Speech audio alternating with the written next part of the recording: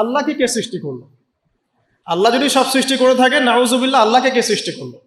আল্লাহকে যদি কেউ সৃষ্টি করে থাকে তাহলে সে তো আল্লাহর স্রষ্টা হয়ে যাবে, তাই নয় কি? নাউজুবিল্লাহ। তাহলে এভাবে পিছনে যেতে যেতে তো একটা জায়গায় শেষ হতে হবে। আমরা যখন ফিলোসফি পড়েছিলাম একটা তত্ত্ব ছিল, তার নাম হচ্ছে কার্যকারণ তত্ত্ব। কার্যকারণ তত্ত্ব মানে হচ্ছে প্রত্যেকটা কাজের পিছনে একটা কারণ থাকে। ঠিক আছে? এই যে ব্যথা হচ্ছে কেন? কোন একটা কারণ আছে। জ্বর কেন? একটা ভাইরাস আছে। মানে প্রত্যেকটা বিষয়ের পিছনে একটা কারণ আছে। তো এই কারণ যদি আপনি সার্চ করতে যান, এটা কেন? এই কারণে। ওইটা কেন? এই কারণে। ওইটা কেন? ওই কারণে। এই করতে করতে করতে আপনাকে একটা জায়গায় গিয়ে থামতে হবে। আর সেই মহান সত্তার নাম কি? আল্লাহ। এটা আমরা বিশ্বাস করি। এখন আপনি যতই প্রশ্ন করেন এভাবে, আপনি কোনো কুল কিনারা পাবেন না। এই জন্য নবী সাল্লাল্লাহু আলাইহি ওয়াসাল্লাম বলেছেন, যখনই তোমাদের মধ্যে এই চিন্তা আসবে যে আল্লাহ পাক সবকিছু সৃষ্টি করেছেন, তাকে আবার কে সৃষ্টি করলো, তখন আউযু বিল্লাহি মিনাশ শাইতানির রাজিম পরে বাম দিকে 3 বার থুতু ফেলবে। তাহলে শয়তানের ওয়াসওয়াসা তোমার মধ্য থেকে কেটে যাবে, কারণ শয়তান এই চিন্তাটা তোমার মধ্যে দিয়েছে। যেই শয়তান এই চিন্তা আপনার মধ্যে দিয়েছে, ওই শয়তান কিন্তু নাস্তিক নয়। আমি কোরআন থেকে প্রমাণ করছি, শয়তান কিন্তু আস্তিক। যখন শয়তানকে বের করে দেওয়া হচ্ছে জান্নাত থেকে, ওই যে সেজদা না করার কারণে, শয়তান বলেছে রব্বি আনজিরনি ইলা ইয়াউমি ইউবআসুন। শয়তান আল্লাহকে বলছে, রব্বি, হে আমার রব, আনজিরনি, আমাকে অবকাশ দিন, ইলা ইয়াউমি ইউবআসুন, সেই দিন পর্যন্ত যেদিন সবাইকে পুনরুত্থিত করা হবে। মানে এখানে শয়তান আল্লাহকে রব বলে ডাকছে, বুঝতে পারছেন না? শয়তান আল্লাহকে বলছেন রব্বি, হে আমার রব। তাহলে শয়তান কি আস্তিক না নাস্তিক? অথচ শয়তান পৃথিবীতে এসে চ্যালেঞ্জ নিয়েছে যে সে পুরো মানব জাতিকে জাহান্নামে নিয়ে যাবে। আর আল্লাহ পাক বলছেন, আমার মুখলেস বান্দাদের তুমি কোনো ক্ষতি করতে পারবে না। আবার শয়তান চ্যালেঞ্জ করছে, আমি ডান দিক থেকে আসবো, বাম দিক থেকে আসবো, সামন থেকে আসবো, পিছন থেকে আসবো, ওয়ালা তাজিদু আকসারহুম শাকিরিন। আল্লাহ, আপনি বেশিরভাগকেই শুকরগুজার পাবেন না। যেটার বাস্তব প্রতিফলন আমরা এখন দেখছি। বেশিরভাগ মানুষ নামাজ পড়ে না, বেশিরভাগ দেখবেন রোজা রাখে না, বেশিরভাগই দেখবেন কোরআন পড়তে জানে না, ম্যাক্সিমাম সুদ খাচ্ছে, ম্যাক্সিমাম জেনা করে, মেজরিটি সংখ্যক মানুষ কিন্তু আল্লাহর বিধানের পরোয়া করছে না। অল্প কিছু মানুষই আল্লাহর বিধানের পরোয়া করছে। এই কথাও আল্লাহ কোরআনে বলেছেন, ওয়া কলিলুম মিন ইবাদিয়াশ শাকুর, আমার শুকরগুজার বান্দার পরিমাণ হবে কি? খুব কম। এমনকি নবী সাল্লাল্লাহু আলাইহি ওয়াসাল্লাম হাদিসে বলেছেন যে আমার উম্মতের মধ্যেই 73টা দল হয়ে যাবে। কয়টা? তার মধ্যে 72টা দল জাহান্নামে যাবে, নাউজুবিল্লাহ। আর মাত্র একটা দল যাবে জান্নাতে, যার ব্যাপারে নবীজি বলছেন, মা আনা আলাইহি ওয়া আসহাবি, আমি যার উপরে আছি এবং আমার সাহাবীরা যার উপরে আছে। মানে পৃথিবীর যে কোনো জায়গার মানুষ, যে কোনো দেশ, যে কোনো ভাষা, যে কোনো রং বর্ণ ইত্যাদি, তার ঈমান, তার আকীদা, তার আমল যদি নবী এবং সাহাবীদের সাথে মিলে যায়, ইনশাআল্লাহ তাআলা সে জান্নাতে যাবে। এটার জন্যে একটা দল খুলে সবাইকে ওই দলের ফর্ম পূরণ করতে হবে জরুরি না। এটা ঈমানের ব্যাপার, আকীদা আমলের ব্যাপার। যে কোনো জায়গার মানুষ যদি আল্লাহ এবং তার রাসূল এবং তার সাহাবীদের মানহাজ ফলো করে, ইনশাআল্লাহ তাআলা সে জান্নাতে যাবে। আল্লাহ পাক আমাদেরকে তৌফিক দান করুন, আমিন। তো এখানে বলছিলাম একটা বিষয়, যে জীবন দর্শন পাওয়ার পরে আপনাকে রবকে চিনতে হবে। রবকে চেনার জন্য আমি সূরা ইখলাসটা বলছি, লাম ইয়ালিদ ওয়া লাম ইউলাদ, তাকে কেউ জন্ম দেয়নি, আল্লাহ পাক কারো কাছ থেকে জন্মিত নন। এখন কিছু মানুষ বলছে, পৃথিবীর কোটি কোটি, শত কোটি মানুষ বলছে যে আল্লাহ পাকের সন্তান আছে, নাউজুবিল্লাহ। বলছে না? পৃথিবীর শত কোটি মানুষ বলছে যে আল্লাহর সন্তান আছে, নাউজুবিল্লাহ। আর আল্লাহ পাক সূরা মারিয়ামের মধ্যে বলছেন যে এই যে তারা এই কথাটা বলছে, ইত্তাখাযাল্লাহু ওয়ালাদা, আল্লাহ পাক সন্তান গ্রহণ করেছেন, তার নাম ঈসা আলাইহিস সালাম, নাউজুবিল্লাহ। আল্লাহ বলছেন এই কথাটা যখন আসমানে উঠে, আমরা যখন কথা বলি তখন কথাগুলো বায়ুমণ্ডলে ছড়িয়ে পড়ে না? এই কথা যখন বায়ুমণ্ডলে ছড়িয়ে পড়ে, আসমানের দিকে ওঠে, তখন আসমান এবং জমিন লজ্জায়, অপমানে, কষ্টে ফেটে পড়তে চায় যখন এই কথাটা মানুষ বলে, ইত্তাখাযাল্লাহু ওয়ালাদা, নাউজুবিল্লাহ। তো দেখুন, বেশিরভাগ মানুষ কিন্তু বলছে যে আল্লাহর সন্তান আছে, নাউজুবিল্লাহ। আবার ইহুদি যারা, তারা বলছে ওজায়ের আলাইহিস সালাম আল্লাহর পুত্র, নাউজুবিল্লাহ। খ্রিস্টানরা বলছে ঈসা ইবনে মারিয়াম আল্লাহর পুত্র, নাউজুবিল্লাহ। এখন আমরা যেটা কথা বলি না, যে বেশিরভাগ মানুষ যা বলবে সেটাই সঠিক, তাহলে কি এই বেশিরভাগ মানুষ যে বলছে আল্লাহর সন্তান আছে, এটা সঠিক? তাহলে এখানে কিন্তু এই কনসেপ্টটা টিকছে না। বেশিরভাগ মানুষ যা বলবে তা সঠিক হবে তখনই যখন তাদের কথা কুরআন সুন্নাহর মানদণ্ডে হবে। যদি বেশিরভাগ মানুষ বলে হ্যাঁ সুদ হারাম, অবশ্যই হারাম, বিকজ কোরআন সুন্নাহ এটা হারাম করেছে। যদি বেশিরভাগ মানুষ বলে সুদ হালাল, আপনি কি করবেন? মানবেন? যদি বেশিরভাগ মানুষ বলে মদ হালাল, জিনা হালাল, হ্যাঁ, তাহলে এই যে একটা কনসেপ্ট চালু হয়ে গেছে আমাদের মধ্যে, এটা কিন্তু ডেমোক্রেসি না, এটা ডেমোক্রেসির ভুল ব্যাখ্যা। হ্যাঁ, বেশিরভাগ মানুষ এর কথা মতামত কখন গ্রহণযোগ্য হবে? যখন সেটা আল্লাহ পাকের ঐশী গ্রন্থের আলোকে হবে, তখন অবশ্যই নিঃসন্দেহে এটা গ্রহণযোগ্য হবে। কিন্তু যদি বেশিরভাগ মানুষ আল্লাহ এবং তার রাসূলের বিধানের বাইরে কথা বলে, হালাল করে দেয় মদকে, জেনাকে হালাল করে দেয়, আপনার এই যে পর্নোগ্রাফিকে হালাল করে দেয়, সুদকে হালাল করে দেয়, তাহলে কি আমরা হালাল মেনে নিব? যদি মেনে নেন তখন কিন্তু আপনি আল্লাহ পাকের সাথে শিরক করলেন। এটা সূরা তাওবার 31 নম্বর আয়াতে পড়ে দেখবেন। লাম ইয়ালিদ ওয়া লাম ইউলাদ, আল্লাহ পাক কাউকে জন্ম দেননি, কারো কাছ থেকে জন্মিতও নন। ওয়া লাম ইয়াকুল লাহু কুফুয়ান আহাদ, এটা আরো ম্যাসিভ।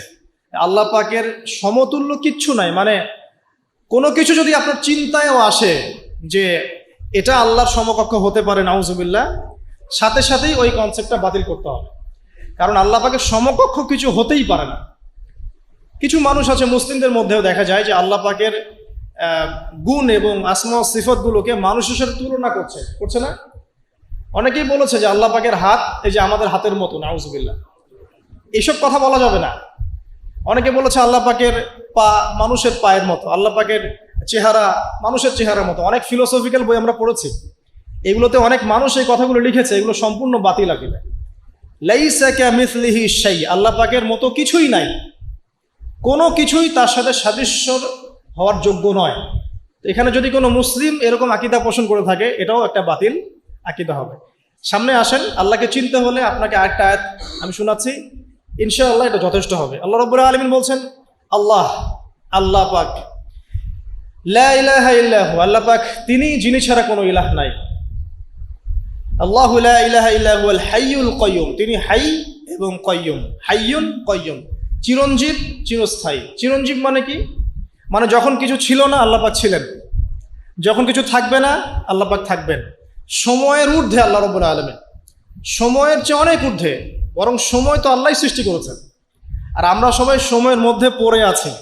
আমাদের এখানে দিন রাত যেমন আল্লাহ রাব্বুল আলামিনের কাছে এমন নয়, মোটেই এমন নয়, বরং কিয়ামতের দিনটাই হবে আল্লাহ পাকের হিসেবে আমাদের দিনের চেয়ে 50,000 বছরের সময়।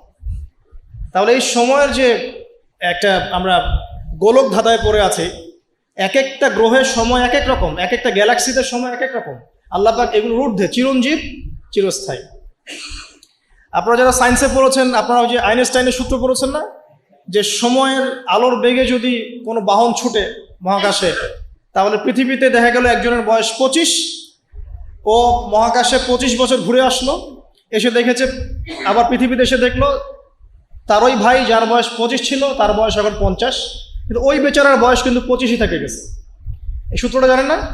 তো সময় কিন্তু সব জায়গায় একরকম নয়, এখানে অনেক ব্যাপার আছে। আল্লাহ রাব্বুল আলামিন চিরঞ্জীব এবং চিরস্থায়ী। আল্লাহু লা ইলাহা ইল্লা হুয়াল হাইয়ুল কাইয়্যুম লা তাখুযুহু সিনাতুন ওয়া লা নাওম, আল্লাহ পাক বলছেন তাকে তন্দ্রাও স্পর্শ করে না, নিদ্রাও স্পর্শ করতে পারে না। তন্দ্রা কি? এই যে আমাদের ঝিমুনি আসে, এটা তন্দ্রা। আর নিদ্রা কি? আমরা যেটা ঘুমিয়ে যাই, এটা নিদ্রা। তো নিদ্রাকে বলা হয়েছে মৃত্যুর ভাই। এই কারণে জান্নাতে মানুষ যখন যাবে তাদের ঘুম হবে না, মানে জান্নাতে কোনো ঘুম নাই, কারণ ঘুম হচ্ছে মৃত্যুর ভাই।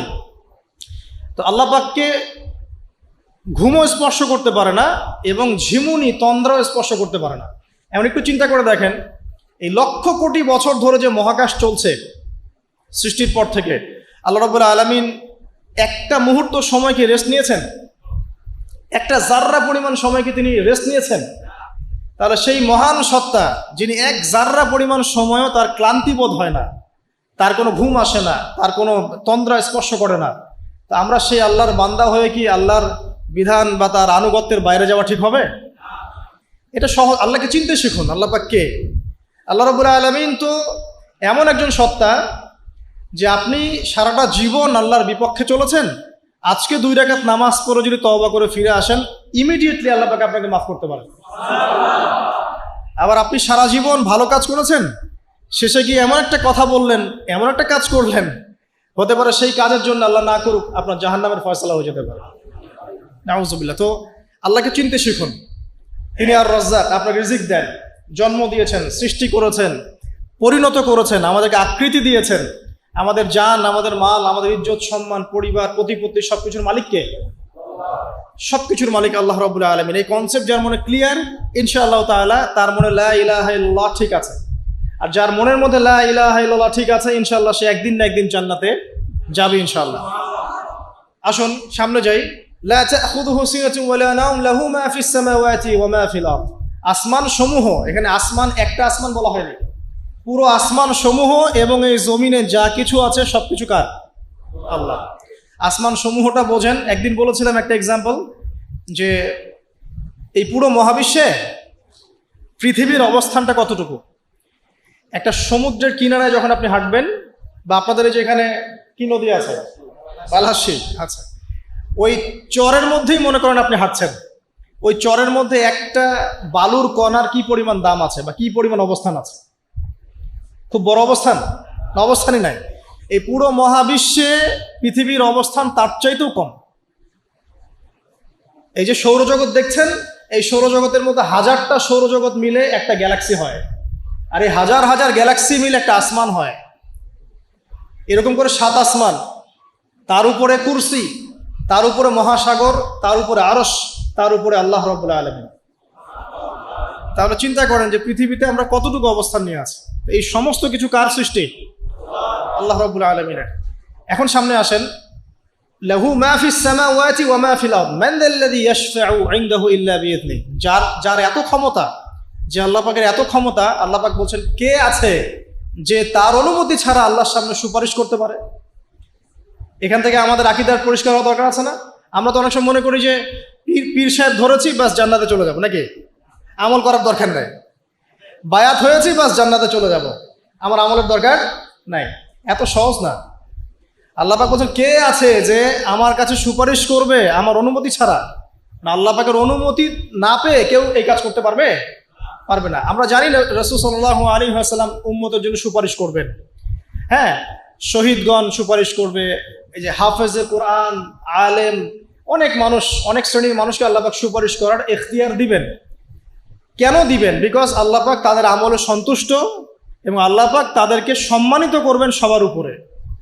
মনে করেন এখানে অনেক মানুষ আছে, এর মধ্যে একজনকে আপনি সবচেয়ে বেশি পছন্দ করেন, সে আপনাকে সন্তুষ্ট করেছে, তাকে সম্মানিত করতে চাচ্ছেন আপনি। এখন তাকে ডেকে নিয়ে আসলেন সবার সামনে, এনে আপনি যে ফুলের তোড়া উপহার দিলেন, মানে আপনি তাকে ভালোবাসেন, তাকে সম্মান করেন।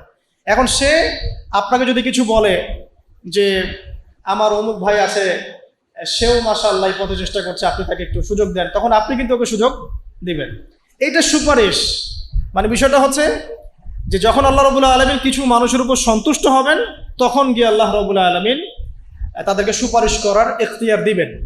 কিন্তু আল্লাহ পাকের অনুমতি ব্যতীত এই কাজটা কেউ করতে পারবে না। এটা আমাদের কনসেপ্ট ক্লিয়ার থাকা উচিত।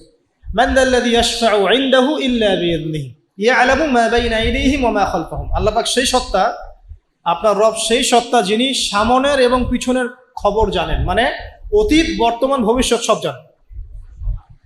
আদম আলাইহিস সালাম সৃষ্টি হওয়ার প্রথম দিন কি খেয়েছেন আল্লাহ পাক এখন জানেন। কথা বুঝতে পারছেন না? আমরা জানি? কোন ইতিহাসের বই আমাদেরকে সলিউশন দিতে পারবে? জান্নাত জাহান্নামের ফয়সালা হয়ে যাওয়ার পরে, এটা বোঝেন, জান্নাত জাহান্নামের ফয়সালা হয়ে যাওয়ার পর জান্নাতীরা 100 কোটি বছর পরে কি খাবে, কি করবে, কি পড়বে, আল্লাহ পাক এই মুহূর্তে সেটা জানেন। ঠিক একইভাবে জাহান্নামীরা জাহান্নামে যাওয়ার 100 কোটি বছর পর তাদের কি আযাব হবে, কি পানিশমেন্ট দেওয়া হবে, ওদের অবস্থা কি হবে, আল্লাহ পাক এখনই সেটা দেখতে পারে। তো আমরা তো আল্লাহকে চিনি না, এই কারণে আমরা আল্লাহর বিরোধিতা করি, তার নবীর বিরোধিতা করি, ইসলাম, কোরআন, হাদিসের বিরোধিতা করছি। আমরা তো আল্লাহকে চিনি না। আল্লাহ পাক বলছেন ইয়ালামু মা বাইনা আইদিহিম ওয়া মা খালফাহুম, সামনে পিছনে যা আছে, অতীত, বর্তমান, ভবিষ্যৎ সব আল্লাহ পাক জানেন। ইয়ালামু মা বাইনা আইদিহিম ওয়া মা খালফাহুম ওয়া লা ইউহিতুনা বিশাইইন মিন ইলমিহি ইল্লা বিমা শা। আল্লাহ পাকের যে মহা জ্ঞান, অসীম জ্ঞান, এই জ্ঞানটাকে কোনো কিছুই পরিব্যাপ্ত করতে পারে না। এই যে ইসলামের এগেনস্টে যত প্রশ্ন করা হয়, আল্লাহকে কে সৃষ্টি করলো, ইসলামে ওই বিধান কেন, হ্যাঁ পর্দা কেন, কেন বহুবিবাহ, কেন এইটা, কেন সেইটা, এই যে যত প্রশ্ন এখন করা হয় মুক্ত চিন্তার নামে, এটার একমাত্র কারণ কি জানেন? একমাত্র কারণ জ্ঞানের স্বল্পতা। কারণ তাদের ক্ষুদ্র জ্ঞান আল্লাহ পাকের বিশাল জ্ঞানকে পেনিট্রেট করতে পারে না। এই কারণে ওদের কাছে মনে হয় এইটা কেন, ওইটা কেন, এইটা কেন।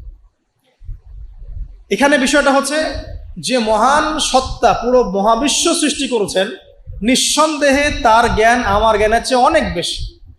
এবং তিনি যে বিধানটা নাজিল করবেন, যা বলবেন তার প্রতিটা অক্ষর নিঃসন্দেহে সত্য। এটা আমার বুঝে আসুক বা না আসুক, আমাকে আত্মসমর্পণ করতে হবে, এটা বুদ্ধিমানের কাজ। এর মধ্যে অনেক কিছুর ব্যাখ্যা আমি বের করতে পারবো, অনেক কিছু হয়তো পারবো না। যেটা পারবো সেটা আলহামদুলিল্লাহ, যেটা পারবো না ইনশাল্লাহ আগামীতে হয়তো সেটা বের হবে, হবে না? কোরআন দিয়ে প্রত্যেকটা যুগ এবং জিজ্ঞাসার জবাব দেওয়া হয়েছে না। এখন হয়তো ওয়ার্ল্ডে এমন নতুন নতুন কিছু মাসআলা এসেছে যেগুলো এখন পর্যন্ত আবিষ্কৃত হচ্ছে না, হয়তো সামনের দিনগুলোতে দেখবেন ঠিকই এগুলো আবিষ্কার হয়েছে। দেখবেন হয়তো কয়দিন পর যদি নাসা বলে যে হ্যাঁ জান্নাত জাহান্নাম বলে কিছু আছে, আমরা দেখেছি, ওরা এখন বলছে না মহাবিশ্ব এখানে প্রাণ আছে, এই আছে সেই আছে, মানুষ বিশ্বাস করছে। কয়দিন পর যদি তারা এই কথাটা বলে, তখন দেখবেন সারা বিশ্বের মানুষ বিনা বাক্যে বিশ্বাস করবে। তো যেটা আগামীতে হবে সেটা আল্লাহ পাক আগেই জানিয়ে দিয়েছেন। তো প্রকৃত মুসলিম এবং বুদ্ধিমান মুসলিম সে যে নিঃশর্তভাবে আল্লাহ পাকের এই বিধানগুলোকে মেনে চলে, এখানে কোনো প্রশ্ন করতে যায় না। কারণ সে জানে আমার জ্ঞানটা সসীম, আল্লাহ পাকের জ্ঞান অসীম। ক্ষুদ্র জ্ঞান কখন আল্লাহর মহাজ্ঞানকে পেনিট্রেট করতে পারে না। এটা আল্লাহ পাক বলছেন যে আল্লাহর মহাজ্ঞানকে কোনো সত্তাই পরিবেষ্টন করতে পারবে না, ইল্লা বিমা শা, যতটুকু জ্ঞান তিনি দিতে চান এতটুকু বাদ দিয়ে, যতটুকু জানিয়েছেন এতটুকু বাদ দিয়ে আমরা জানি না। যেমন কিয়ামতের অনেক সাইনের কথা বলা আছে না, এক্স্যাক্টলি কোন দিনে কিয়ামত হবে কেউ বলতে পারবে? পারবে না। আল্লাহ পাক যতটুকু চান এতটুকু আমরা জানি। ইয়ালামু মা বাইনা আইদিহিম ওয়া মা খালফাহুম ওয়া লা ইউহিতুনা বিশাইইন মিন ইলমিহি ইল্লা বিমা শা ওয়াসিআ কুরসিয়ুহুস সামাওয়াতি ওয়াল আরদ। আল্লাহ পাক বলেন এই মহাবিশ্বকে আল্লাহ পাকের কুরসিটা ঘিরে রেখেছে। এই কুরসি কিন্তু আরশ নয়, এই কুরসি পুরো মহাবিশ্বকে ঘিরে রেখেছে। এর উপরে আছে মহাসাগর, তার উপরে আছে আরশে আযীম। ঠিক আছে, ওয়াসিআ কুরসিয়ুহুস সামাওয়াতি ওয়াল আরদ ওয়া লা ইয়াউদুহু হিফযুহুমা ওয়া হুয়াল আলিয়্যুল আযীম। এবং এই পুরো মহাবিশ্বকে পরিচালনা করতে বা নিয়ন্ত্রণ করতে আল্লাহ পাকের যাররা পরিমাণও কোনো কষ্ট হয় না। তো এই হচ্ছে আপনার রব, যে রব আপনাকে সৃষ্টি করেছেন এবং দুনিয়াতে একটা হায়াত দিয়েছেন, এবং আপনাকে তিনি মৃত্যু দিবেন, এরপর আবার পুনরুজ্জীবিত করবেন, তারপর বিচার ফয়সালা হবে, এরপর হয় জান্নাত না হলো জাহান্নাম। না, আপনি আপনার রবকে চিনতে শিখুন, তাহলে ইনশাআল্লাহ তাআলা এটা আপনার জন্য সহজ হবে আল্লাহর আনুগত্য করা, তার দাসত্ব করা। এরপর কি আল্লাহ পাক কি করলেন? আল্লাহ রাব্বুল আলামিন রবকে চিনতে শেখানোর পরে আমাদেরকে পৃথিবীতে পাঠিয়েছেন। পৃথিবীতে পাঠিয়েই কি আল্লাহ পাক আমাদেরকে ছেড়ে দিয়েছেন? না, আল্লাহ রাব্বুল আলামিন ঐশী গ্রন্থ নাজিল করেছেন, এবং এই ঐশী গ্রন্থটাই হচ্ছে সত্য মিথ্যার চূড়ান্ত মানদণ্ড। এখন রবকে চেনার পরে আপনাকে চিনতে হবে সত্য কোনটা, মিথ্যা কোনটা। কারণ আপনাকে জীবনে এখন চলার পথে অনেক কিছু ফেস করতে হবে। ফেস করতে গিয়ে হয় সত্যের পথে যাবেন, না হলে মিথ্যার পথে যাবেন। তাহলে আপনার আগে চেনার দরকার আছে কোনটা সত্য কোনটা মিথ্যা। এটার অ্যান্সারও কে দিবে? কোরআন দিবে। কোরআন বলছে সূরা কাহফের 29 নম্বর আয়াতে যে ওয়াকুলিল হাক্কু মির রাব্বিকুম, হে নবী মুহাম্মদ সাল্লাল্লাহু আলাইহি ওয়াসাল্লাম আপনি বলে দিন যে সত্য সেটাই, হক সেটাই যা আপনার রবের পক্ষ থেকে নাজিল হয়। তার মানে যখন তাওরাত নাজিল হয়েছিল সেটাই হক ছিল, যখন জাবুর নাজিল হয়েছে ওটাই কিন্তু হক ছিল, ইনজিল নাজিলের সময় ইনজিল হক ছিল। এখন কোরআন নাজিল হয়েছে, কিয়ামত পর্যন্ত কোনো নবীও আসবেন না, আর কোনো কিতাবও আসবে না। তাহলে কোরআন এবং এর ব্যাখ্যা সুন্নাহই হচ্ছে সত্য মিথ্যার চূড়ান্ত মানদণ্ড। এখন দুনিয়াতে চলার পথে আপনি এখন একটা গাইডেন্স পেলেন, আমি যে এখন রবের কাছে ফিরতে হবে, জান্নাতে যেতে হবে, আমার গাইডেন্স লাগবে। অ্যান্ড গাইডেন্স কি পেলেন? কোরআন এবং হাদিস। এটাই হচ্ছে সত্যের চূড়ান্ত মানদণ্ড। আল্লাহ পাক অন্য আয়াতে বলেছেন ওয়াকুলিল হাক্কু মির রাব্বিকুম ফালা তাকুনান্না মিনাল মুমতারিন, জেনে রাখো যে সত্য আল্লাহর পক্ষ থেকে আসে এবং তোমরা সন্দেহবাদীদের অন্তর্ভুক্ত হয়েও না। কোরআন সম্পর্কে আল্লাহ পাক এমন কথাও বলেছেন সূরা হামিম সিজদার মধ্যে, তানজিলুম মিন হাকিমিন হামিদ। এই কোরআন হচ্ছে এমন একটা সত্তার পক্ষ থেকে এসেছে যে সত্তা হচ্ছে প্রশংসিত এবং মহিমান্বিত। লা ইয়াতিহিল বাতিলু মিন বাইনি ইয়াদাইহি ওয়ালা মিন খালফিহি। কোরআন এমন একটা কিতাব যার ডান বাম সামন পিছন কোনো দিক থেকেই বাতিল তাকে স্পর্শ করতে পারে না। তো আপনি একটা গাইডেন্স পেলেন যে কি ফলো করবেন আপনি। ঠিক আছে, আল্লাহ পাক এটা কিন্তু সূরা বাকারাতেও বলেছেন কুল নাহবিতু মিনহা জামিআ, তোমরা পৃথিবীতে নেমে যাও। ফাইম্মা ইয়াতিয়ান্নাকুম মিন্নি হুদান, তোমাদের কাছে আমার পক্ষ থেকে হেদায়েত আসবে। ফামান তাবিআ হুদায়া, যারা আমার হেদায়েত মেনে চলবে, ফালা খাউফুন আলাইহিম ওয়ালা হুম ইয়াহজানুন, তাদের কোনো ভয় নাই, কোনো দুশ্চিন্তাও নাই। ওয়াল্লাযীনা কাফারু ওয়া কাযযাবু বিআয়াতিনা, যারা কুফরি করবে এবং আমার আয়াতকে মিথ্যা প্রতিপন্ন করবে, উলাইকা আসহাবুন নার, এরা হবে জাহান্নামের অধিবাসী, হুম ফিহা খালিদুন। তাহলে আপনি গাইডেন্স কিন্তু পেয়ে গেলেন। কোত্থেকে আসবে গাইডেন্স? আল্লাহর পক্ষ থেকে। সর্বশেষ নবীকে মুহাম্মদ সাল্লাল্লাহু আলাইহি ওয়াসাল্লাম, সর্বশেষ গাইডেন্সটা কি তাহলে? কোরআন এবং এর ব্যাখ্যা কি হাদিস আছে না নাই? অনেকেই বলে কোরআনই যথেষ্ট, হাদিসের প্রয়োজন নাই। মূল কথা হচ্ছে এই যে এই কথার মধ্য দিয়ে আপনি কোরআনকে অস্বীকার করেছেন। আমি আপনাকে দেখাচ্ছি সূরা হাশরের 7 নম্বর আয়াতে আল্লাহ পাক বলছেন যে রাসূল যা দেন, ওয়া মা আতাকুমুর রাসূলু ফাখুযু, রাসূলুল্লাহ সাল্লাল্লাহু আলাইহি ওয়াসাল্লাম তোমাদেরকে যা দেন তোমরা সেটা গ্রহণ করো। ওয়া মা নাহাকুম আনহু ফান্তাহু, এবং রাসূল সাল্লাল্লাহু আলাইহি ওয়াসাল্লাম যা থেকে বিরত থাকতে বলেছেন বিরত থাকো। এই যে রাসূল যা দেন, রাসূল যা বিরত থাকতে বলেন, এটা কোথায় আছে? হাদিসে। তাহলে আপনি যদি হাদিস না মানেন তাহলে কোরআনের এই আয়াতটি ফলো করতে পারছেন না। এমন অনেক বিধান আপনি পাবেন যেগুলোর মূলনীতি কোরআনে দেয়া আছে, ব্যাখ্যা হাদিসে দেয়া আছে। আমাদের অনেকের একটা ধারণা যে কোরআন এবং হাদিস আলাদা আলাদা উৎস, আসলে এমনটা বিষয়টা নয়। কোরআন এবং হাদিস একই উৎস থেকে এসেছে, একই সত্তার পক্ষ থেকে আসা অভ্রান্ত সত্যের উৎস। ওয়া মা ইয়ানতিকু আনিল হাওয়া ইন হুয়া ইল্লা ওয়াহয়ুন ইউহা। আল্লাহ পাক বলছেন রাসূল সাল্লাল্লাহু আলাইহি ওয়াসাল্লাম নিজের মন গড়া কোনো কথাই বলেন না, তিনি সে কথাটাই বলেন যা আল্লাহ তাকে ওহী করেন। রাসূল যে বলেছেন, এই যে দাড়ির কথা, টুপির কথা, এই যে আপনার পাগড়ির কথা, টাকনুর উপরে কাপড়ের কথা, এগুলোর মন থেকে বলেন নাই, নিজের ইচ্ছা থেকে বলেন নাই, আল্লাহ পাকের আদেশ এসেছে বলেই বলেছে। প্রতিটা কথাই আল্লাহর ওয়াহী। এই কারণে এখানে কোরআন এবং হাদিস দুটো শাস্ত্র হয়েছে, আলটিমেটলি দুটোই কিন্তু একই উৎস থেকে আসা। এখন আপনি গাইডেন্স পেলেন দুনিয়াতে কি কি ফলো করে চলবেন। এখন এই কোরআন এবং হাদিস কি হাতে ধরিয়ে দেওয়া যথেষ্ট? মানে কোরআনের একটা বই দিয়ে দিলাম, একটা হাদিসের বই দিয়ে দিলাম, ব্যাস এখন জীবন চলেন, পারবেন? পারা যায় না। এটা কি এত সহজ? কোরআন ধরিয়ে দেওয়া হলো, হাদিস ধরিয়ে দেওয়া হলো, এখন আপনাকে বলা হলো আপনি চলেন, তাই কি হবে? হবে না। এই কারণে আল্লাহ রাব্বুল আলামিন শুধু হেদায়েত পাঠিয়েই ক্ষান্ত হন নাই, নবী রসুলও পাঠিয়েছেন। আমি কি বুঝতে পারছি? আল্লাহ পাকের দয়া দেখেন। এবং নবী রসুল পাঠাতে পাঠাতে কেউ বলে 1,24,000, কেউ বলে 2,24,000, তাই না? সংখ্যাটা যাই হোক না কেন, সর্বশেষ নবী হিসেবে আপনি পাচ্ছেন নবী মুহাম্মদ সাল্লাল্লাহু আলাইহি ওয়াসাল্লামকে। এবং এই নবী মুহাম্মদ সাল্লাল্লাহু আলাইহি ওয়াসাল্লামের মধ্য দিয়ে আল্লাহ পাক কোরআন সুন্নাহ আমল করিয়ে দেখিয়েছেন যে কিভাবে আমল করে জান্নাতে যেতে হবে। তাহলে আপনি রবকে চিনলেন, গাইডেন্স পেলেন, এবার রাসূলও পাচ্ছেন, একজন মুর্শিদ পাচ্ছেন, আপনি একজন পথ প্রদর্শক পাচ্ছেন। কাকে ফলো করবেন, কিভাবে ফলো করবেন? আল্লাহ পাক নামাজ পড়তে বলেছেন, যেভাবে ইচ্ছা সেভাবে নামাজ পড়তে পারবো না। রাসূল যেভাবে নামাজ পড়েছেন ওইভাবে পড়তে হবে। রোজা রাখতে বলেছেন, আমি কি ইচ্ছা মতো রোজা রাখতে পারবো? পারবো না। রাসূল যেভাবে রেখেছেন ওইভাবে রাখতে হবে। যাকাত দিতে বলেছেন, আপনি কি যা ইচ্ছা তাই যাকাত দিবেন? রাসূল যেভাবে দিয়েছেন সেইভাবে দিবেন। ঠিক এভাবেই আপনার জীবনের প্রতিটা কাজ, একদম ঘুমানো থেকে শুরু করে ঘুম থেকে ওঠা, ইস্তেঞ্জা করা, খাওয়া দাওয়া করা, কাপড় পরা, নামাজ পড়া, জিকির করা, আপনার তাসবিহ তাহলিল তিলাওয়াত, ইলম অর্জন করা, আমল করা, আর কি বলবো, এই যে আপনার ব্যবসা, আপনার চাকরি, আপনার এই যে সমাজ পরিচালনা, রাষ্ট্র পরিচালনা, সব কিছুর একটা গাইডেন্স দেয়া আছে। কোরআন সুন্নাহয় গাইডেন্স আছে এবং সেটাকে প্র্যাকটিক্যালি আমল করে কে দেখিয়েছেন? রাসূলুল্লাহ সাল্লাল্লাহু আলাইহি ওয়াসাল্লাম এবং তার সাহাবীগণও তাকে ফলো করেছেন। এই যে আপনি এখন গাইডেন্স পেয়ে গেলেন, ব্যাস আপনার দুনিয়ার জীবনটা চলাটা কি হলো? সহজ হলো। এখন যদি কোনো ব্যক্তি তার জীবনের 24টা ঘন্টাকে রাসূলুল্লাহ সাল্লাল্লাহু আলাইহি ওয়াসাল্লামের সুন্নাহ মতো ঢেলে সাজায়, ইনশাআল্লাহ তাআলা সে অবশ্যই জান্নাতে যাবে ইনশাআল্লাহ। এবং সে ইনশাআল্লাহ হাউজে কাউসারের পানিও পাবে, রাসূলের সুপারিশও পাবে, অনন্তকাল সে জান্নাতে চিরস্থায়ী হবে ইনশাআল্লাহ। এখন আপনি পাচ্ছেন এখানে রবকে চেনার দর্শন, আপনি কোরআনে পাচ্ছেন এই যে গাইডেন্সের দর্শন, আপনি পাচ্ছেন একজন পথ প্রদর্শকের দর্শন, আরও পাবেন আপনি এখানে কি পাচ্ছেন? ব্যক্তি দর্শনও পাবেন। গাইডেন্স দেয়া আছে, রাসূলকে পাঠানো হয়েছে। এখন আপনার আমার দায়িত্ব কি?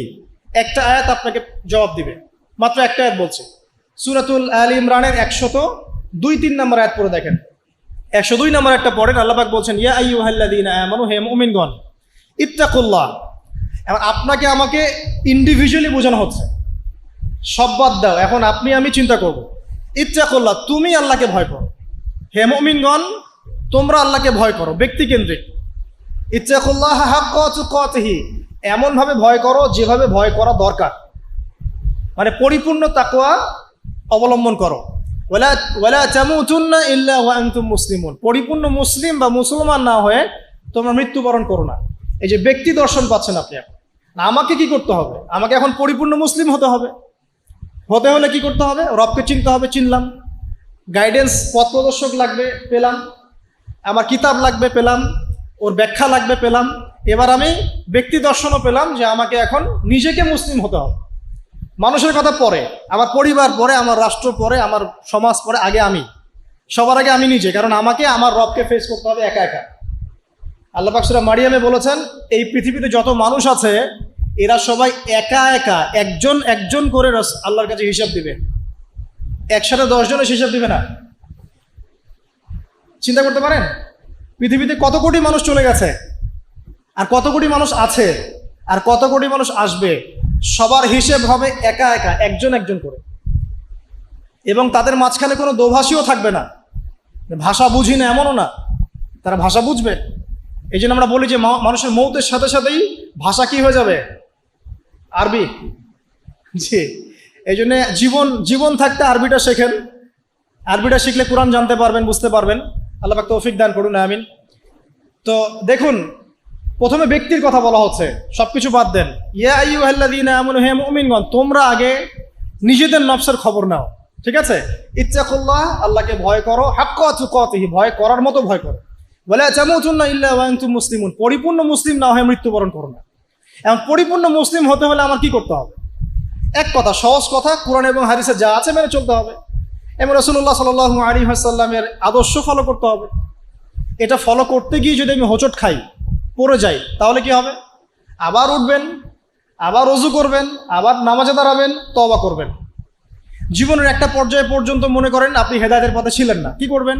আজই তওবা করে ফিরে আসবেন। আল্লাহকে বলবেন, আল্লাহ, যা নামাজ কাজা করেছি, যা রোজা কাজা করেছি, আল্লাহ মাফ করে দাও। আগামী দিনগুলোতে ইনশাআল্লাহ আমি নামাজ রোজা কাজা করব না। আগামী দিনগুলোতে মৃত্যু পর্যন্ত আমি কোরআন সুন্নাহ মেনে চলবো ইনশাআল্লাহ। তওবা করে ফিরে আসেন। ব্যক্তি ভালো হলে পরিবার ভালো হবে না? পরিবারগুলো ভালো হয়ে গেলে সমাজটা ভালো হবে না ইনশাআল্লাহ? আর এই রাষ্ট্রটা কি সমাজের বাইরে না ভিতরে? সমাজ নিয়ে রাষ্ট্র হয় না, রাষ্ট্র নিয়ে সমাজ হয়?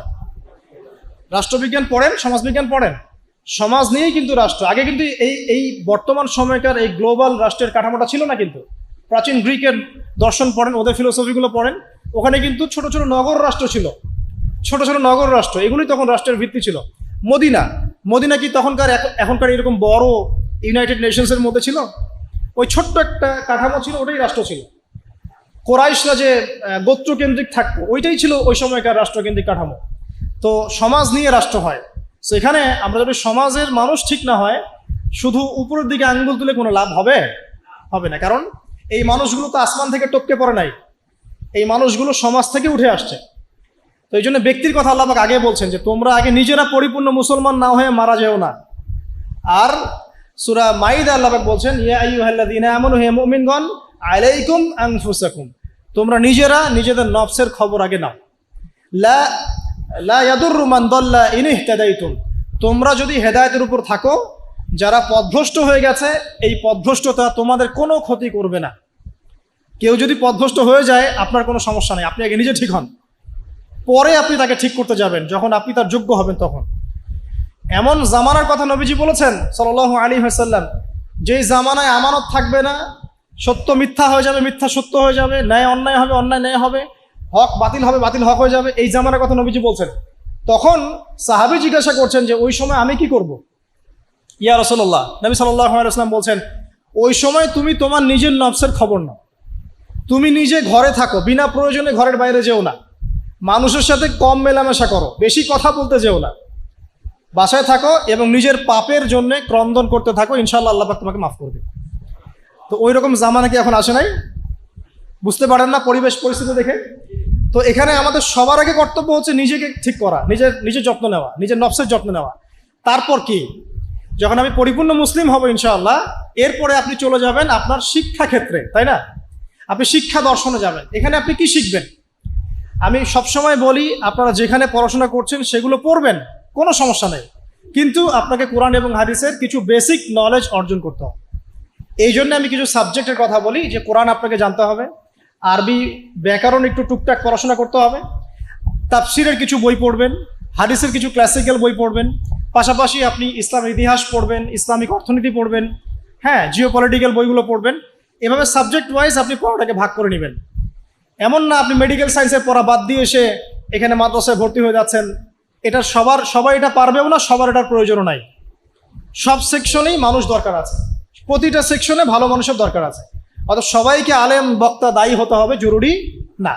আপনি যেখানে পড়াশোনা করছেন সেটাই করবেন, কিন্তু বেসিকটা ঠিক করবেন, কোরআন সুন্নাহর বেসিক পড়াশোনাটা করবেন। এই হলো আপনার শিক্ষা দর্শন। তাহলে আপনার শিক্ষা দর্শন হবে কি? ওহির জ্ঞানটা শিখতে হবে। ইকরা বিসমি রব্বিকাল্লাযী খলাক, আপনি পড়ুন আপনার সেই রবের নামে যিনি আপনাকে সৃষ্টি করেছেন। মানে আপনাকে সেই জ্ঞান অর্জন করতে হবে যা আপনাকে আপনার সৃষ্টিকর্তা পর্যন্ত পৌঁছায় দিবে ইনশাআল্লাহ। ঠিক আছে? এমন জ্ঞান অর্জন করতে যায়েন না যেই জ্ঞান অর্জন করলে আপনি সৃষ্টিকর্তা থেকে দূরে সরে যাবেন, এই জ্ঞান অর্জন করতে যায় না। এবার আসেন, আপনি মুসলিম হচ্ছেন, ইলম অর্জন করছেন, এবার কি লাগে? রিজিক লাগে, তাই না? খাবার দাবার চলতে হবে, পৃথিবীতে আমাকে চলতে হবে। এখন চলার জন্য আপনার রিজিক লাগবে, হয় ব্যবসা বা চাকরি বা অন্য কোনো সেক্টর, আপনাকে চলতে হবে। এখানে কি ইসলাম কোনো কথা বলে নাই? অবশ্যই বলেছে। কোরআন এখানে কি বলছে? আমাদেরকে অর্থনীতির কি দর্শন দিচ্ছে কোরআন। আল্লাহ পাক সহজ সরল কথা বলছেন যে ইয়ামহাকুল্লাহু রিবা ওয়া ইউরবিস সাদাকা। দেখো, অর্থনৈতিক জীবনে চলার ক্ষেত্রে রিবা থেকে বেঁচে থাকবে, কারণ রিবা বা সুদ তোমার সম্পদটাকে সংকুচিত করে ফেলবে, আর সদকা, দান, যাকাত এটা তোমার সম্পদকে বৃদ্ধি করতে থাকবে। কথা কি বুঝতে পারছেন? তার মানে ইসলামিক অর্থনীতি একটা ভিত্তি পেলাম, যাকাত, দান, সাদাকা। ঠিক আছে? আর রিবা থেকে দূরে থাকতে। আল্লাহ পাক আরো বলছেন যে ফাআহাল্লাল্লাহুল বাইআ ওয়া হাররামার রিবা। আল্লাহ পাক ব্যবসাকে হালাল করেছেন, রিবাকে কি করেছেন? হারাম। তার মানে আপনি একটা গাইডেন্স পেলেন, আপনাকে ব্যবসা করতে হবে, আপনাকে সুদে যাওয়া যাবে না। আপনি ব্যবসা করেন কোনো সমস্যা নাই, বাট সুদে গেলে প্রবলেম। এই ব্যাপারে আল্লাহ পাক আরো বলছেন ইয়া আইয়ুহাল্লাযীনা আমানু হে মুমিনগণ ইত্তাকুল্লাহ, আল্লাহকে ভয় করো, ওয়া যারু মা বাকিয়া মিনার রিবা, তোমরা সুদের অবশিষ্ট সব অংশগুলো ছেড়ে দাও, সুদের লভ্যাংশগুলো ছেড়ে দাও, চক্রবৃদ্ধি হারে সুদ খেও না। ওয়া ইল্লাম তাফআলু, তোমরা যদি এটা না ছাড়ো তাহলে ফাযরু বিহারবি মিনাল্লাহি ওয়া রাসূলি, তাহলে আল্লাহ এবং তার রাসূলের সাথে যুদ্ধের ঘোষণা শুনে নাও। তো এখানে আপনি জীবনে চলার পথে রিজিকের আপনি গাইডেন্স পেলেন। ব্যবসা করবেন আলহামদুলিল্লাহ, চাকরি করবেন আলহামদুলিল্লাহ, আপনি দান সাদকা করবেন, যাকাত দিবেন, এগুলো সব পারমিটেড, কিন্তু আপনি রিবায় যেতে পারবেন না, মজুদদারি, কালোবাজারি, দুর্নীতি এগুলোতে যেতে পারবেন না, এটা প্রহিবিটেড, মাপে কম দিতে পারবেন না। মানে আল্লাহ পাক আপনাকে জীবনে চলার পথে রিজিকের সোর্সের ব্যাপারেও গাইডেন্স দিলেন কোরআন থেকে। ঠিক আছে? তো এখানে আমরা ইনশাআল্লাহ তাআলা যারা সুদের সাথে সম্পৃক্ত আছি আজকে তওবা করে ফিরে আসবো ইনশাআল্লাহ। কারণ আপনার তাকদিরে যে রিজিকটা আছে, এই রিজিক না শেষ করে আপনি পৃথিবী থেকে বিদায় নেবেন না। আপনার জন্য চয়েস দুইটা, এই রিজিকটা কি আপনি হারাম পথে যাচ্ছেন নাকি হালাল পথে যাচ্ছেন। হারাম পথে চাইলে ওই পথে আল্লাহ পাক আপনাকে দিবেন, রিজিক শেষ করবেন, মৃত্যুবরণ করবেন। আর হালাল পথে চাইলে ওই পথে আল্লাহ পাক দিবেন, আপনি রিজিক শেষ করবেন, তারপর মৃত্যুবরণ করবেন, তার আগে মরবেন না ইনশাআল্লাহ। আল্লাহ পাক কথাগুলো বোঝার তৌফিক দান করুন, আমিন। এই যে ব্যবসা বাণিজ্য, চাকরি বাকরি হয়ে গেল, এখন কি আপনার পরিবারের ব্যাপার আছে। আমি শেষ করে দিচ্ছি, আপনার পরিবারের কিছু ব্যাপার আছে। এখন পরিবার গঠন করবেন, মাশাআল্লাহ, এখানে কি কোরআন গাইডেন্স দেয় নাই?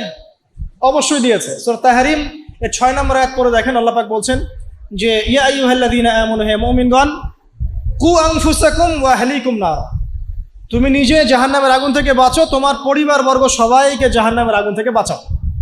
এখন পরিবার গঠন করতে হলে আমার এইটা মেনে চলতে হবে, মানে এমন পরিবার গঠন করতে হবে যেই পরিবারের সদস্যরা আল্লাহকে ভয় করে, রাসূলের আদেশ মেনে চলে, নামাজ কালাম ঠিক মতো পড়ে, দিনের বুঝ আছে, ফরজ ওয়াজিব সুন্নত মোস্তাহাব মেনে চলে, পর্দা মেনে চলে। এমন পরিবার গঠন করা ছাড়া অন্য জায়গায় যাওয়া যাবে না। কারণ আমাদেরকে এমন পরিবার গঠন করতে আল্লাহ পাক বলেছেন যে পরিবারের সদস্যদেরকে তুমি জাহান্নামের আগুন থেকে বাঁচাবে। তো এখানে আমি পারিবারিক দর্শন পেলাম। এখানে মোটা থেকে কিছু কথা বলে দেই যে বিয়ে করার সময় অবশ্যই দিনদারিতাকে প্রাধান্য দিবেন, বাকি বিষয়গুলো পরে, রূপ সৌন্দর্য বংশ টাকা পয়সা পরে, আগে দিনদারিতা। ছেলের ক্ষেত্রেও মেয়ের ক্ষেত্রেও বিয়েটাকে সহজ করবেন, কঠিন করবেন না। বিয়ে যত সহজ হবে জেনা তত কমে যাবে, বিয়ে যত কঠিন হবে জেনা তত বাড়তে থাকবে। আর এখনকার যুগটা জেনার যুগ, ঘরে ঘরে জেনা পরকীয়া চলছেই। এবং রেপ, ধর্ষণ এখনকার একটা কমন সমস্যা। পর্নোগ্রাফি দিয়ে যুব সমাজের মস্তিষ্ক ধোলাই করে দেওয়া হয়েছে। এরা এখন জানোয়ার হয়ে গেছে ভিতর থেকে, যাকে তাকে যেখানে সেখানে রেপ করে ফেলছে, বিকজ ইন্টারনালি তারা করাপ্টেড, তারা ইন্টারনালি বিস্ট হয়ে গেছে আর কি। একই সাথে সকল ক্ষেত্রে আমরা উপযুক্ত ইসলামিক শাস্তি নিশ্চিত করতে পারছি না, এই কারণে এরা পার পেয়ে যাচ্ছে, লাই পেয়ে যাচ্ছে। তো সব মিলিয়ে এই আপনার পরিবারকে যখন আপনি গঠন করবেন, দিনদারিতাকে প্রাধান্য দিবেন, পর্দাকে প্রাধান্য দিবেন, নামাজ পড়ে কিনা, ফরজ ওয়াজিব মেনে চলে কিনা, এগুলো দেখবেন। এরপরেও যদি কোনো সমস্যা ফিল হয়, তখন সবরের সাথে, ধৈর্যের সাথে, ইসলাম এবং সংশোধনের মধ্য দিয়ে আপনি জীবনযাপন করতে থাকবেন ইনশাআল্লাহ তাআলা। আল্লাহ পাক সবাইকে আদর্শ পরিবার গড়া তৌফিক দান করুন, আমিন। এই পরিবারে আপনার সন্তান সন্ততি হবে। এখন আপনি আমি যে পরিবেশটা পাই নাই, সেই পরিবেশটা আপনার বাচ্চাকে দিতে হবে। তো আপনার সন্তান সন্ততি প্রতিপালনের দর্শনটা কোথায়? কোরআনে সূরা লোকমানের আপনি 10 থেকে 20 এই আয়াতগুলো পড়ে দেখেন। কোন সূরা? সূরা লোকমানের 10 থেকে 20 এই আয়াতগুলো পড়ে দেখেন। আল্লাহ রাব্বুল আলামিন এখানে পুরো গাইডেন্স দিয়ে দিয়েছে, বাচ্চাকে কিভাবে মানুষ করবেন, কি শিখাবেন, কি শিখাবেন না, সব। লোকমান আলাইহিস সালাম তার বাচ্চাকে শেখাচ্ছেন, শিরিক করো না, সৎ কাজের আদেশ দিও, অসৎ কাজে নিষেধ করো, সবর করো, মানুষ ভালো মন্দ বলবে তখন সবর করো, পিতা মাতার অবাধ্য হয়েও না, ঠিক আছে? তবে পিতা মাতা যদি তোমাকে আল্লাহর বিরুদ্ধে নিয়ে যায়, তখন তাদের সাথে সবরের সাথে আচরণ করো, কিন্তু তাদের সাথে কটু আচরণ করো না, তাদের কথা মেনে নিও না। যদি তারা তোমাকে শিরিক করতে বলে, ওদের কথা মেনে নিও না, কিন্তু তাদের সাথে ভালো আচরণ করো। তো এখানে আপনাকে পুরো গাইডেন্স দেওয়া হবে কিভাবে আপনি সন্তান প্রতিপালন করবেন। এছাড়া এখনকার প্যারেন্টিংয়ের অনেক বই আছে, এগুলো কিনবেন, ইসলামিক ফ্যামিলি গড়ে তোলেন। আল্লাহ পাক তৌফিক এনায়েত করুন, আমিন। সর্বশেষে যে বিষয়, যে এরপর আপনি সমাজে চলাফেরা করছেন, তো সমাজ নিয়ে কি ইসলাম কোনো কথা বলে নাই? এক বাক্যে আমি বলছি, সমাজের বিষয়গুলো কোথায় আছে? কুরআনুল কারীমের মধ্যে একটা সূরা আছে, সূরাতুল হুজুরাত। কোন সূরা? সূরা হুজুরাত। এই সূরা হুজুরাতটা পুরো বাসায় গিয়ে পড়ে ফেলেন, দেখবেন একটা সমাজ কিভাবে চলবে বা চলা উচিত, আল্লাহ পাক এখানে সবকিছু বলেছেন। একটা বিষয় আল্লাহ পাক বাদ দেন নাই। শুধুমাত্র এই সূরার উপর যদি এই বাংলার এই মুসলিম সমাজ আমল করতে পারে, ইনশাআল্লাহ এই সমাজে কোনো অন্যায়, অবিচার, জুলুম থাকবে না ইনশাআল্লাহ আযজা ওয়া জাল্লা। এবং ইনশাআল্লাহ পুরো সোসাইটি মিলেই জান্নাতে যাবে ইনশাআল্লাহ তাআলা। আমরা আমাদের সমাজকে ভালোবাসবো, অবশ্যই দেশকে ভালোবাসবো, এবং আমরা চাবো যে আমাদের পুরো কমিউনিটি নিয়ে যেন আমরা আল্লাহর সাথে সাক্ষাৎ করতে পারি, জান্নাতে যেতে পারি। এই কারণে আমাদের উপর নৈতিক দায়িত্ব যে কোরআন থেকে এই সলিউশনগুলো মানুষের সামনে তুলে ধরা। আল্লাহ পাক যেন আমাদের সবাইকে আদর্শ সমাজ গড়ার তৌফিক দান করেন এবং সূরা হুজুরাতের উপর আমল করার তৌফিক এনায়েত করেন, আমিন। আচ্ছা, সর্বশেষ একটা পয়েন্ট বলে শেষ করে দেই, আমাদের নামাজের সময় চলে যাচ্ছে। আমি এতক্ষণ যে কথাগুলো বলেছি, এই কথাগুলোর সামারি করে দিই আগে। প্রথমে আমি আপনাকে বলেছি যে এই জীবনে আমরা চিরস্থায়ী নই, মৃত্যুবরণ করতে হবে। সো আমাদের হাতে সময় আছে হায়েস্ট 50, 60, 70 বা 100 বছর। এই সময়টুকুতে আমি কিভাবে আল্লাহর পথে চলবো? আল্লাহ পাক একা ছেড়ে দেন নাই। আমরা রবকে চিনেছি আয়াতুল কুরসির মধ্য দিয়ে, সূরা ইখলাসের মধ্য দিয়ে। সেই রবের দাসত্ব করব কিভাবে? আল্লাহ পাক দিয়েছেন কোরআন এবং এর ব্যাখ্যা হাদিস, এটা ফলো করব। কিভাবে ফলো করব? নবী সাল্লাল্লাহু আলাইহি ওয়াসাল্লামের আদর্শ অনুযায়ী ফলো করব, সাহাবীদের মতো করে ফলো করব ইনশাআল্লাহ। এরপর কি হবে? এরপর আমি ব্যক্তি জীবনকে আগে সমৃদ্ধ করব। আমার ব্যক্তি জীবনে আমি জ্ঞান অর্জন করব, আমল করব, তাজকিয়া অর্জন করব, আমার ব্যক্তি জীবনটাকে আমি ইসলামের পথে উৎসর্গ করব। এরপরে কি? এরপরে আমি চলে যাব অর্থনীতিতে। আমার ব্যবসা বাণিজ্যের প্রয়োজন আছে, আমি ব্যবসা বাণিজ্যের ক্ষেত্রে হালাল হারাম মেনে চলবো। ইকোনমিক সেকশনে আমি হালাল হারাম মেনে চলবো, আল্লাহর বিধান মেনে চলবো। শিক্ষাক্ষেত্রে আমি আল্লাহর ওহীর জ্ঞান অর্জন করব। এরপর পরিবার গঠন করব, সেখানেও আমি ইনশাআল্লাহ তাআলা আদর্শ ইসলামিক পরিবার গড়ে তোলার চেষ্টা করব। এরপর সমাজ যদি গঠন করতে হয়, তখন আমি গিয়ে সূরা হুজুরাতের সাহায্য নিব। এর মধ্য দিয়ে ইনশাআল্লাহ আমি একটা আদর্শ সমাজের রোল মডেল পাবো। আর সর্বশেষ যেটা হলো, আরো বড় সেকশন, যে পররাষ্ট্রনীতির কথা বলছেন, রাষ্ট্রীয় কথাগুলো বলছেন, বিচারের কথাগুলো বলছেন, এই প্রতিটা বিষয়ের হেদায়েতও কোরআনে দেয়া আছে। এখন এই যুগে, এই সময়ে, এই 21 শতাব্দীতে এসে এই পশ্চিমাদের দৌরত্বের এই যুগে আমরা এটা কতটুকু করতে পারবো আমরা জানি না, কিন্তু জেনে রাখা ভালো। জাস্ট জানার জন্য বলছি। আল্লাহ রাব্বুল আলামিন কুরআনুল কারীমের মধ্যে বলেছেন যে ইয়া দাউদ, হে দাউদ, সূরা সাদের 26 নম্বর আয়াতে আল্লাহ পাক বলেন, ইয়া দাউদ, হে দাউদ, ইন্না জাআলনাকা খলিফাতান ফিল আরদ, হে দাউদ, আমি তোমাকে পৃথিবীতে খলিফা করেছি। আল্লাহর খলিফা কে? যে আল্লাহ রাব্বুল আলামিনের বিধান মেনে চলে, সেই তো আল্লাহর খলিফা। হে দাউদ, আমি তোমাকে পৃথিবীতে খলিফা করেছি, তোমার কাজ কি? ফাহকুম বাইনান নাসি বিল হক, তোমার কাজ হচ্ছে মানুষের মধ্যে হকের মানদণ্ডে বিচার ফয়সালা করবে। আর হক কি আমি কিন্তু আগে বলেছি সূরা কাহফ 29 নম্বর আয়াতে, যে হক সেটাই যেটা আল্লাহর পক্ষ থেকে নাজিল হয়। এই মানদণ্ডে তুমি মানুষের মাঝখানে বিচার ফয়সালা করবে। ওয়ালা তাত্তাবিউল হাওয়া, এবং তুমি তোমার প্রবৃত্তির দাসত্ব করবে না। ফায়ুদিল্লাকা আন সাবিলিল্লাহ, তাহলে এটা তোমাকে আল্লাহর পথ থেকে সরিয়ে নিয়ে যাবে। ইন্নাল্লাযীনা ইউদিল্লুনা আন সাবিলিল্লাহ, নিশ্চয়ই যারা আল্লাহর পথ থেকে বিচ্যুত হয়ে যায়, লাহুম আযাবুন শাদীদ, তাদের জন্য আছে প্রচণ্ড যন্ত্রণাদায়ক শাস্তি। বিমা নাসু ইয়াউমাল হিসাব, এই কারণে যে তারা হিসাবের দিনটা ভুলে গিয়েছে। এখানে আমরা একটা দর্শন পেয়ে গেলাম যে আমাদেরকে যদি আল্লাহ রাব্বুল আলামিন বড় লেভেলে নিয়ে যান, তখন আপনাকে কি ফলো করে সমাজ, রাষ্ট্র এবং পলিটিক্যাল অ্যাফেয়ার্সগুলো ডিল করতে হবে। জানি আমি আপনাদের চেয়ে খুব ভালো করে জানি যে এটা বর্তমান বিশ্বে অলমোস্ট ইম্পসিবল। বর্তমান বিশ্বের যে কাঠামো, ঈসা ইবনে মারইয়াম এবং মাহদী আসার আগ পর্যন্ত এটা ইম্পোজ করা অলমোস্ট ইম্পসিবল।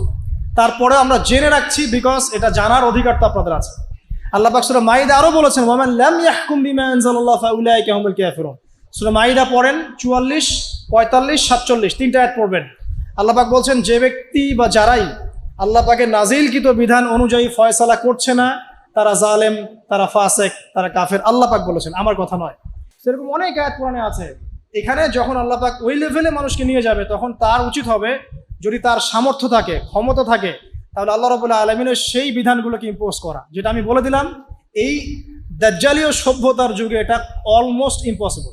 তারপরেও যে ন্যায়ের কথা বলা হয়, যতটুকু পারা যায় অতটুকুর মধ্যেই আল্লাহ রাব্বুল আলামিনের হক, ন্যায়, যেটা আমাদের সমাজের জন্য কল্যাণকর, এই ডিসিশনগুলো নিতে কোনো আপত্তি নেই। আল্লাহ রাব্বুল আলামিন আমাদের ঊর্ধ্বতন কর্তৃপক্ষ যারা আছে সবাইকে শক্তিশালী করুন, আমরা দোয়া করি, এবং তাদেরকে আল্লাহ রাব্বুল আলামিনের কোরআন এবং হাদিস বোঝার তৌফিক দান করুন। সরাসরি না হলেও টেকনিক্যালি ইসলামের বিধানগুলোকে ইম্পোজ করার তৌফিক আল্লাহ পাক সবাইকে দান করুন, আমিন। আল্লাহ রাব্বুল আলামিন আমাদের সবাইকে মাফ করে দিন। এই দুনিয়ার জীবনটা যেন আমরা আল্লাহর আনুগত্যে কাটাতে পারি, আল্লাহ পাক সে তৌফিক আমরা সবাইকে দান করুন। এবং আমরা আরও বলছি যে আল্লাহ রাব্বুল আলামিন আমাদেরকে কোরআন সুন্নাহর জ্ঞানী হওয়ার তৌফিক দান করুন, বেশি বেশি করে আমল করার তৌফিক দান করুন, আদর্শ ইসলামিক পরিবার গড়ার তৌফিক দান করুন। পাশাপাশি আমাদেরকে যারা রিজিকের সমস্যায় ভুগছি, হালাল রিজিকের সোর্স যাদের জুটছে না, আল্লাহ পাক এই বেকারত্ব দূর করে দিন এবং হালাল রিজিকের পথ প্রশস্ত করে দিন, আল্লাহুম্মা আমিন। আমাদের সমাজটাকে আল্লাহ রাব্বুল আলামিন কোরআনের কাঠামোতে করে তোলা তৌফিক দান করুন, এবং আল্লাহ পাক আমাদের ঊর্ধ্বতন কর্তৃপক্ষ যারা আছে সবাইকে শক্তিশালী করুন, যাতে করে তারা ইসলামের কল্যাণে কাজ করতে পারেন, আমিন। সুবহানাকা আল্লাহুম্মা ওয়া বিহামদিকা আশহাদু আল্লা ইলাহা ইল্লা আনতা আস্তাগফিরুকা ওয়া আতুবু ইলাইক। আসসালামু আলাইকুম ওয়া রাহমাতুল্লাহি ওয়া বারাকাতুহু।